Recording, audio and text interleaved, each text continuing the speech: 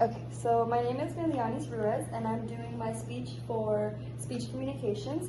Today I'll be talking about my front desk receptionist position.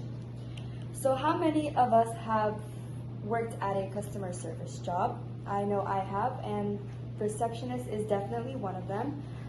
So being a receptionist in a medical office does consist of having good customer service skills, understanding the patients thoroughly, and being able to multitask at the same time. For example, my position, I do checking out. So what I do is I make the patient's next appointments, necessary appointments like ultrasounds, stress tests, follow-ups. I do have to explain all the instructions one by one when it's testing, so that also does include memorizing them or just having an idea of what they are. Front desk receptionist also consists of having to cover for any needed positions. For example, if we need coverage in a department that's not being able to be filled, then we jump into that department. I also am responsible for requesting and obtaining referrals for the patients. So what a referral is when you have an insurance that needs a referral as like a permission to see the patient and pay for the appointment as well. That is my position as well. So there are a couple of things that I have learned on the job, and this is not the first and only position that I've worked here. I have been working in this company at EH Cardiovascular Institute for 2 years, so I have done a little bit of everything. I've run patients, I've answered phones, right now I'm in checkout, I can do check-in as well. I've also learned how to do EKGs, put on monitors that are necessary, taking blood pressure, pulse, medical records, a little bit of everything as well.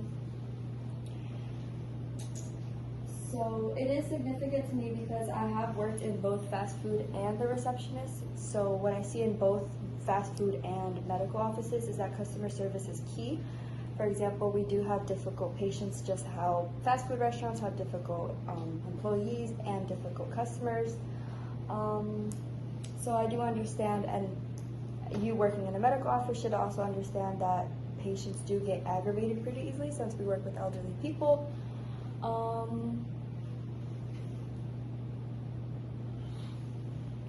It's important to also have patience because you do work with different people every single day. You see different people every single day. Of course, you have your regular patients that come in every 2 weeks, but you do have to be mindful that there are other people that come in. So let's talk about what I do on a day-to-day basis. As of right now, like I said, I'm responsible for creating the next appointments, requesting and obtaining referrals. Creating appointments does consist of having knowledge of the schedule, therefore, different doctors, different testing, different laboratories.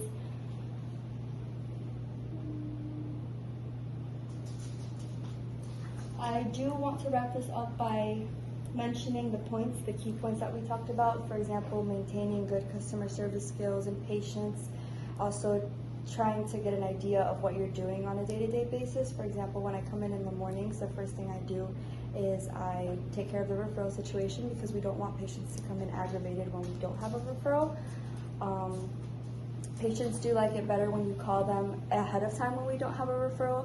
It is helpful on the job and at the office on a day-to-day basis because you don't have a lot of chaos going on, especially since we do have different things going on throughout the day. For example, there are 2 days out of the week that we might have more than one test going on at the office.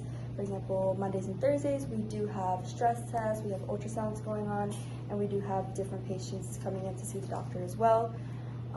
These are just different things that we deal with as a cardiologist mindset, but I have worked at a primary doctor before, and it is a little bit different, especially since in primary doctors we see more of labs and just follow-ups, and we don't see as many patients in a primary doctor as we do in a specialist. So that's just a little bit of the experience that I've had working in medical offices.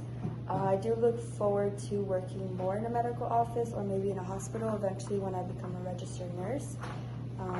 But that's where I'll leave you guys off for today.